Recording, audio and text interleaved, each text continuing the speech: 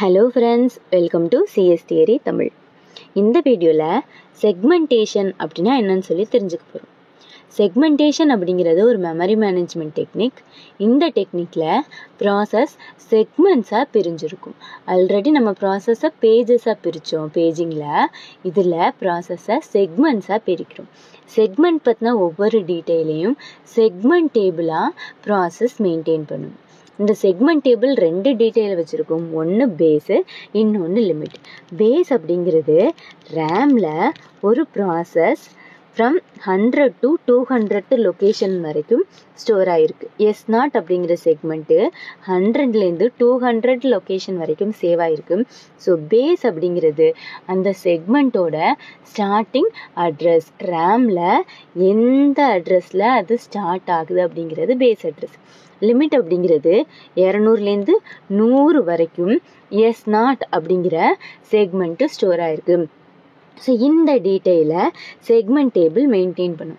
ஏன் அப்படின்னா CPU ஒரு லாஜிக்கல் அட்ரஸை ஜென்ரேட் பண்ணும். அதை ஃபிசிக்கல் அட்ரஸாக கன்வெர்ட் பண்ணுறதுக்காக நம்ம மேப் பண்ணணும். மேப் பண்ணுறதுக்கு யூஸ் ஆகிறது தான் செக்மெண்ட் டேபிள். இப்போ ப்ராசஸோட எந்த செக்மெண்ட் எந்த லொக்கேஷனில் ரேமில் ஸ்டோர் ஆகிருக்கு, எவ்வளோ வரைக்கும் ஸ்டோர் ஆகிருக்கு அப்படிங்கிற நாலேஜ் எதுலேருந்து கிடைக்கும்? செக்மெண்ட் டேபிள்லேருந்து கிடைக்கும்.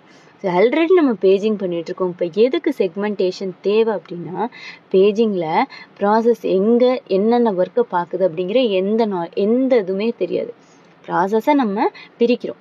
இதுலேருந்து இது வரைக்கும் 10 பக்கம் இருக்கா, 5 பக்கம் ஒரு பேஜ், இன்னொரு 5 பக்கம் இன்னொரு பேஜ் அப்படின்னு சொல்லிட்டு சைஸை டிபெண்ட் பண்ணி நம்ம ப்ராசஸை ஜஸ்ட் உடைக்கிறோம். இது ஃபுல்லாக ஓஎஸோட ஒர்க்காக இருக்குது. ஆனால் இந்த செக்மெண்டேஷன் அப்படிங்கிறது யூசர் பாயிண்ட் ஆஃப் வியூவில் இருக்குது. யூசருக்கு இந்த ப்ராசஸில் எந்தெந்த ஃபங்க்ஷன் எந்தெந்த ஒர்க்கை செய்யும் அப்படிங்கிற ஒரு ஐடியா இருக்கும். ஃபார் எக்ஸாம்பிள், இப்போ பேஜிங்கில் இருக்குது அடிஷன் அப்படிங்கிற ஒரு ஃபங்க்ஷன் இருக்குதுன்னு வச்சுக்கலாம். அடிஷன் அப்படிங்கிற ஃபங்க்ஷன் ஒரே பேஜில் கம்ப்ளீட் ஆகிருக்குமா அப்படின்னு கேட்டால் ஆயிருக்க வாய்ப்பு இருக்கலாம், இல்லாமல் இருக்கலாம். இன்கேஸ் ஆகலை அப்படின்னா இந்த பேஜை மட்டும் இல்லாமல் அடுத்த பேஜையும் எக்ஸிக்யூட் பண்ணாதான் ப்ராசஸ் கம்ப்ளீட் ஆகும். அப்போ இந்த இடத்துல டைம் லேப்ஸ் ஆகும், இன்னும் எரர் தான், அது ஒர்க் லோடு தான். அடுத்த பேஜையும் நம்ம தேடிட்டு இருக்கணும். ஆனால் இப்போ அடிஷன் அப்படிங்கிற ஃபங்க்ஷனை நான் ஒரே செக்மெண்ட்டாக பண்ணிட்டேன்னா எனக்கு இந்த செக்மெண்ட்டை எக்ஸிக்யூட் பண்ணோன்னே என்னோடய ஒர்க் முடிஞ்சிருச்சு. நான் அடுத்த பேஜையும் தேட வேண்டிய அவசியம் இல்லை.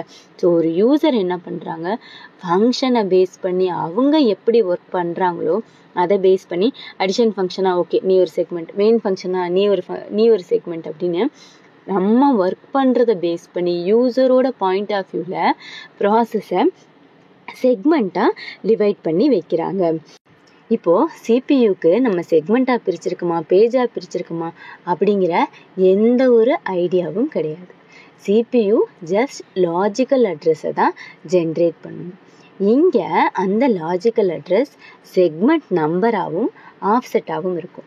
பேஜிங்கில் பேஜ் நம்பர், பேஜ் ஆஃப்செட். ஆனால் அதுக்கு செக்மெண்ட்டாக பிரிச்சிருக்கா பேஜாக பிரிச்சிருக்கா அப்படிங்கிற எந்த ஐடியாவும் கிடையாது. நம்ம அது செக்மெண்ட் நம்பரு ஆஃப்செட்டு அப்படின்னு சொல்லி பிரிச்சுக்கிறோம். சிபியூக்கு என்ன தான் தெரியும், அது ப்ராசஸோட செகண்ட் பார்ட்டில் 3rd கோடு எனக்கு தேவை, 4th பார்ட்டில் 1st கோடு எனக்கு தேவை அப்படிங்கிற ஐடியாவை தான் விர்ச்சுவல் அட்ரஸாக நம்மளுக்கு ஜென்ரேட் பண்ணி கொடுக்கும்.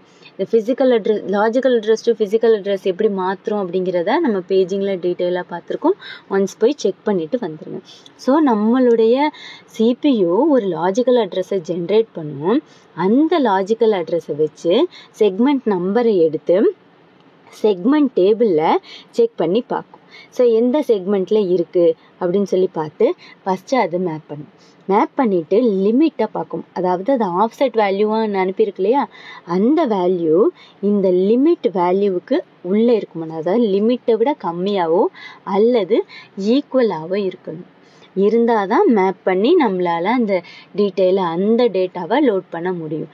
அப்படி இல்லை அப்படின்னா லிமிட்டை விட ஒருவேளை 200 வரைக்கும் தான் இந்த செக்மெண்ட்டில் இருக்குது, எனக்கு 201வது வேல்யூ வேணும் அப்படின்னா அது கண்டிப்பாக இல்லை, அந்த கோடே என்ன தான் தப்பு.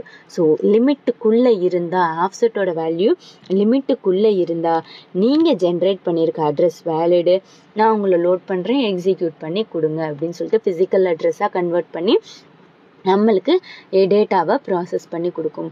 ஒருவேளை அந்த ஆஃப்செட் வேல்யூ லிமிட்டை விட அதிகமாக இருக்குது அப்படின்னா இந்த அட்ரஸ் தப்பு அப்படின்னு சொல்லி ஒரு எரரை ஜென்ரேட் பண்ணி கொடுக்கும். ஸோ இந்த செக்மெண்டேஷனில் நம்ம பேஜிங்கை விட கம்பேர் பண்ணும் பொழுது நம்மளுக்கு ப்ராஃபிட்ஸ் நிறையா, அட்வான்டேஜஸ் நிறையா. என்ன அப்படின்னா நம்மளுக்கு ஒர்க் பண்ணுறதுக்கு ஈஸி. இந்த செக்மெண்ட் தான், இந்த ஒர்க் தான் அப்படிங்கிற நாலேஜ் யூசருக்கும் இருக்கும். ஆனால் இங்கே எக்ஸ்டர்னல் ஃப்ராக்மெண்டேஷன் அப்படிங்கிற ப்ராப்ளம் இருக்கும். ஏன்னா இங்கே என்ன ஆகுது, டைனமிக்காக மெமரி அலோகேட் ஆகுது. இன்கேஸ் ஸ்டாட்டிக்காக மெமரி டிவைட் ஆகிருக்கு ரேமில் அப்படின்னா அங்கே என்ன ஆகும், இன்டர்னல் ஃப்ராக்மெண்டேஷனுக்கும் பாசிபிலிட்டிஸ் இருக்கும். இவ்வளோதாங்க செக்மெண்டேஷன். தேங்க்யூ.